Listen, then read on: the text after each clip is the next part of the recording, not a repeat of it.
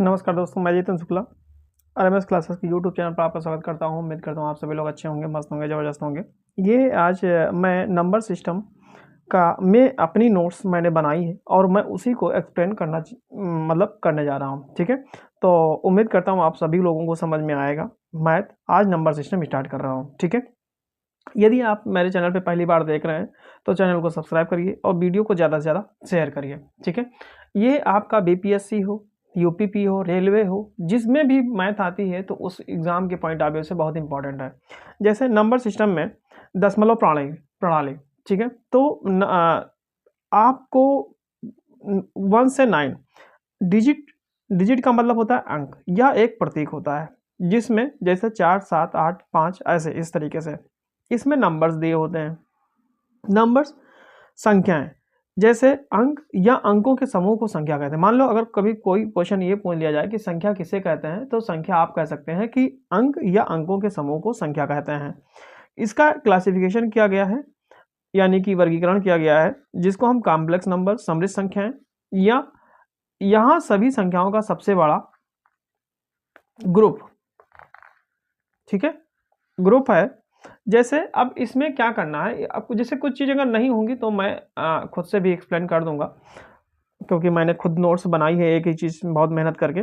तो इसमें दो पार्ट होते हैं कॉम्प्लेक्स नंबर के, एक तो रियल नंबर होता है, एक इमेजिनरी नंबर होता है। रियल नंबर का मतलब होता है वास्तविक संख्याएं और इमेजिनरी मतलब होता है काल्पनिक। ठीक है, इमेजिनरी मतलब, अब हमको रियल नंबर में इमेजिनरी पहले देख लेते हैं, काल्पनिक संख्या, क्योंकि रियल नंबर हमको नहीं देखेंगे बाद में, पहले इसको देखते हैं। इमेजिनरी ऋणात्मक संख्याओं के वर्गमूल को काल्पनिक संख्याएं कहा जाता है। मतलब कोई संख्या जैसे -1 है या -2 है, उसका जो वर्गमूल करेंगे तो उसको हम इमेजिनरी कहते हैं। जैसे एग्जाम्पल के तौर पे, हालांकि ये हमको पढ़ना नहीं है, ये हमारे एग्जाम में आएगा नहीं, मैं थोड़ा ऐसे एक्सप्लेन कर दे रहा हूँ। हमको पढ़ना रियल नंबर है, जैसे -√7i, 5i, -5i etc ऐसे। तो इसको हमको विशेष नहीं पढ़ना है, तो इस पर हम विशेष ध्यान नहीं देंगे। हमको क्या करना है, हमें पढ़ना है आपको रियल नंबर। ठीक है, हमको रियल नंबर पे ध्यान रखना है। तो इसमें क्या करेंगे, जैसे 6i, x = 6i है, ये मान लेंगे हम, तो x² 36 हो जाएगा, और x को जब हम रूट निकालेंगे तो -36, यानी कि ये वैल्यू आ जाएगी ये, यानी i² की जो वैल्यू होती है वो -1 होती है। ये ध्यान रखना, हालांकि ये आएगा नहीं, तो मैं इससे फिर से बता दे रहा हूँ, इससे कोई मतलब नहीं होगा। ठीक है, वास्तविक नंबर, वास्तविक संख्या या रियल नंबर वह संख्याएं जो संख्या रेखा पर प्रदर्शित की जा सकती हैं, वास्तविक संख्या कहलाती है। मतलब जो संख्या इसमें लिखी जा सकती है, इमेजिनरी नहीं होती है, उसको हम वास्तविक संख्या कहते हैं। जैसे एग्जाम्पल के तौर पे 5 है, √2 है, 1.25 है, ऐसे कुछ भी हो सकता है। अब इसके दो पार्ट होते हैं। दो पार्ट कौन कौन से होते हैं, एक रेशनल नंबर होता है जिसको हम परिमेय संख्या कहते हैं, दूसरा इरेशनल नंबर होता है जिसको अपरिमेय संख्या कहते हैं। रेशनल नंबर को हम परिमेय संख्या वह संख्या है जो p/q के फॉर्म में, ये ध्यान रखना है, p/q के फॉर्म में होती हैं, और q जो q की वैल्यू होगी वो 0 के इक्वल नहीं होगी, उसके रूप में जो होती हैं उसको हम परिमेय संख्या कहते हैं या रियल नंबर कहते हैं। ठीक है, फिर उस जो अपरिमेय संख्या होती है वो p/q के फॉर्म में जो q ≠ 0 के रूप में प्रदर्शित नहीं की जा सकती। मतलब ये p/q के फॉर्म में प्रदर्शित नहीं की जाती हैं, जिनको हम अपरिमेय संख्याएं कहते हैं। ठीक है, और वह अपरिमेय संख्या कहलाती है। जैसे √2, √5, ये एग्जाम्पल के तौर पे हो गया, तो इसको विशेष ध्यान रखना है। ठीक है, ये आपको समझ में आ रहा होगा। नेक्स्ट है, अब इसमें है एग्जाम्पल के तौर में टर्मिनेटिंग नंबर्स, यानी कि शांत भाग, और नॉन टर्मिनेटिंग। तो जो शांत भाग ना हो, शांत भाग का मतलब होता है कि जो कंप्लीटली डिविजिबल हो जाए। जैसे एग्जाम्पल के तौर पे आप ये समझ सकते हैं कि जैसे 14/5, तो 5 2 जा 10 और 5 8 जा 40, तो हम ये टर्मिनेटिंग यानी शांत, यानी कि ये पूरा पूरा डिविजिबल हो गया। अगर कोई संख्या ऐसी जो नहीं कट रही है बार बार, यानी कि अगर हम एग्जाम्पल के तौर पर लें, यहाँ आप देख सकते हैं कि 10/3, तो बार बार 3 आ रहा है, रिपीट हो रहा है, यानी 3.3 बार, ये अशांत है और आवर्ती है, यानी कि पीरियाडिक है। तो ये बात ध्यान रखना है कि इसमें हम कैसे लगाएंगे, कैसे क्वेश्चन करेंगे। ठीक है, तो ये हमारी खुद की नोट्स है जिससे हमने बनाया, आप लोगों को उम्मीद करता हूँ समझ में आएगा। ठीक है, नेक्स्ट आपको रेशनल नंबर पे हम बात करते हैं। ठीक है, तो रेशनल नंबर पे हम लोग फोकस करेंगे। तो रेशनल नंबर आपका मैंने आपको बता भी दिया, तो इसके इंटीजर यानी कि आपका क्या हो जाएगा, पूर्णांक और फ्रैक्शन दो में होगा। तो हम पहले फ्रैक्शन पढ़ेंगे। तो फ्रैक्शन का मतलब होता है संपूर्ण के कुछ हिस्से के भाग को भिन्न को कहा जाता है। ठीक है, जैसे एफ फ्रैक्शन, एफ का मतलब फ्रैक्शन है और एन का मतलब न्यूमरेटर, डी का मतलब डिनोमिनेटर। एग्जाम्पल के तौर पे 2/3, 2/3, 2/3, 7/8, 1 होल, इतना इतना इस तरीके से, मतलब ये जो दी गई हैं ये फ्रैक्शन में है। अब फ्रैक्शन आपसे पूछ लिया जाए तो फ्रैक्शन 3 प्रकार का होता है। एक तो प्रॉपर फ्रैक्शन, इम्प्रॉपर फ्रैक्शन और मिक्स फ्रैक्शन। तो आप क्या करेंगे, प्रॉपर फ्रैक्शन का मतलब होता है जैसे 2/3, 2/3 प्रॉपर फ्रैक्शन है क्योंकि जिसमें न्यूमरेटर कम डिनोमिनेटर ज़्यादा होता है तो उसको प्रॉपर फ्रैक्शन कहते हैं। इम्प्रॉपर फ्रैक्शन जो है आपका 7/8 मान लो, जिसमें सॉरी इम्प्रॉपर फ्रैक्शन यानी कि 7/6 मान लो, ठीक है, जिसमें न्यूमरेटर ज़्यादा हो और डिनोमिनेटर कम होता हो उसको इम्प्रॉपर फ्रैक्शन कहते हैं। मिक्स फ्रैक्शन में आप बोल सकते हो 2 होल 1/5, तो ये आपका मिक्स फ्रैक्शन हो जाएगा। इस तरीके से हम लोग क्वेश्चन को समझ सकते हैं और बता सकते हैं। ठीक है, उम्मीद करता हूँ ये क्वेश्चन आपको समझ में जरूर आया होगा। अभी तो क्वेश्चन नहीं है, बस केवल थ्योरी चल रही है, अभी क्वेश्चन करवाएंगे।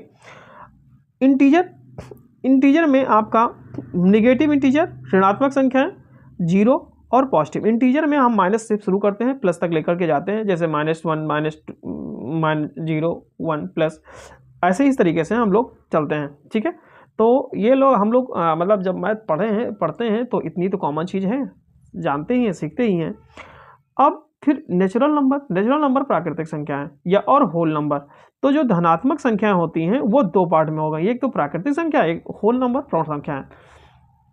अब जो धनात्मक प्राकृतिक संख्याएं हैं उनके भी पार्ट होते हैं, एक इवन नंबर और ऑड नंबर। तो पहली बात, प्राकृतिक संख्याएं होती कौन कौन सी हैं, तो प्राकृतिक संख्याएं हम आपको यहाँ लिख सकते हैं 1 2 3 4 डैश डैश डैश, हम इनफाइनाइट तक लेकर जा सकते हैं। ठीक है, और होल नंबर जो पूर्ण संख्या होती है वो स्टार्टिंग होती है 0 1 2 3 डैश डैश डैश इनफाइनाइट तक। तो इतना हमको ध्यान रखना है कि हम जो है पूर्ण संख्या 0 से स्टार्टिंग होती है, प्राकृतिक संख्या 1 से स्टार्ट होते हैं। अब प्राकृतिक संख्या के दो पार्ट हो गए, कौन कौन से, एक तो आपका इवन नंबर हो गया, ठीक है, एक आपका इवन नंबर हो गया सम संख्याएं, एक ऑड नंबर विषम संख्याएं। तो ऑड सम संख्या का मतलब होता है 2 4 6, यानी कि 2 से जो डिविजिबल हो उसको हम इवन नंबर कहते हैं। जो विषम संख्या जो 2 से डिविजिबल ना हो उसको हम ऑड नंबर कहते हैं। वह संख्या जो पूर्णतः 2 से विभाजित हो जाएं उन्हें सम संख्या कहते हैं। एग्जाम्पल 2n, 2n का मतलब n जो है 1 2 3 ऐसे हम लोग बोल सकते हैं, यहाँ पे n लिखा है। ठीक, अब विषम संख्याएं हो गई, वह विषम संख्या कहते हैं जिसे 2n-1, यानी कि जहाँ n 1 है या 2n+1 एक फार्मूला मान लो, तो यहाँ पे मतलब 1 2 3। एक चीज और यहाँ रह गई, रिलेटिव प्राइम नंबर, ये हमने यहाँ पे छोड़ दिया थोड़ा सा। रिलेटिव प्राइम नंबर यानी कि साप्रचित या अप्रचित संख्याएं। यदि दो संख्याओं का HCF 1 है तो वह संख्याएं साप्रचित संख्याएं कहलाती हैं। जैसे मतलब जिनका HCF 1 हो, दो संख्याएं जिनका HCF 1 हो, 4 और 7 यानी कि 1 है, 5 और 8 1 है। ठीक है, तो इस तरीके से हम लोगों को ध्यान रखना है। अब एक बात और ध्यान रखना है, धनात्मक संख्याएं जैसे आपका नेचुरल नंबर निकल गया, पूर्ण होल नंबर निकल गया, ऐसे ही इसके और भी पार्ट है। और कौन से पार्ट है, आपका प्राइम नंबर हो जाएगा और कंपोजिट नंबर हो जाएगा। तो प्राइम नंबर का मतलब आप देख लीजिए, प्राइम नंबर मतलब अभाज्य संख्याएं। जो अभाज्य संख्याएं मतलब होता है ऐसी संख्याएं जिनको केवल 2 गुणनखंड होते हैं, अभाज्य संख्या कहलाती हैं। 2 गुणनखंड का मतलब उनके जो गुणनखंड बन सकते हैं तो 2 ही बन सकते हैं, उससे ज़्यादा नहीं बन सकते हैं। ठीक है, और वो किसी से कटते नहीं हैं, ये भी ध्यान रखना है। भाज्य संख्या वह संख्या है जिनके 2 से अधिक, यहाँ से लिखना है, 2 से अधिक गुणनखंड होते हैं, भाज्य संख्या कहलाते हैं। अब क्या करना है, जैसे एग्जाम्पल के तौर पे स्टार्टिंग, अब यहाँ से 2 3 5 7 11 13 ऐसे ये जो है आपके क्या हैं, ये अभाज्य संख्याएं हैं यानी प्राइम नंबर हैं।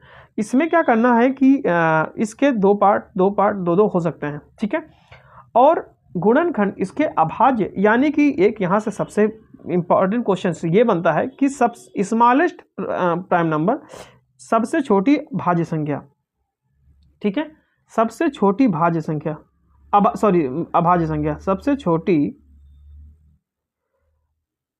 अभाज्य संख्या अगर पूछा जाए तो आपका 2 होगा, क्योंकि 2 से स्टार्टिंग होती है। और सबसे छोटी अभाज्य संख्या, सॉरी भाज्य संख्या, तो भाज्य संख्या सबसे छोटी 4 हो जाएगा, सबसे छोटी। ये भी ध्यान रखना है, पूछ सकता है एग्जाम में, पूछा जा सकता है और पूछा गया भी है एक बार कि उसके स्मॉलेस्ट फैक्टर्स का ऐड करके बता दीजिए भाज्य और अभाज्य का, तो 4 और 2 6 हो जाएगा। ठीक है, तो इसके आप इस तरीके से कह सकते हो। को प्राइम नंबर सह अभाज्य संख्याएं। सह अभाज्य संख्याओं का मतलब होता है दो ऐसी, यदि 2 अभाज्य संख्याओं का HCF 1 हो तो वह संख्याएं सह अभाज्य संख्याएं कहलाती हैं। जैसे 5 और 11 जिनका HCF यानी कि उनका कोई और गुणनखंड न बन रहा हो, क्योंकि ऐसी संख्याएं जिनका गुण मतलब सिर्फ एक ही बन रहा हो। ठीक है, जैसे 19 29 यानी कि आपस में मल्टीपल भी ना हो और उनका HCF 1 बन रहा हो। और एक एग्जाम्पल सबसे इंपॉर्टेंट पॉइंट है, एक जो होता है, एक क्या है, एक ना तो प्राइम नंबर है और ना ही कंपोजिट नंबर है, यानी कि ना भाज्य संख्या है ना अभाज्य संख्या है। ठीक है, तो उम्मीद करता हूं ये आपको समझ में आया होगा। ठीक है, फिर अगला पार्ट मैं करवा रहा हूं, फिर देखते हैं ज़्यादा लंबा पार्ट ना हो जाए। ठीक, नहीं तो फिर मैं दूसरे पार्ट में भी करवा दूंगा। ठीक है, अगले पार्ट में करवाते हैं।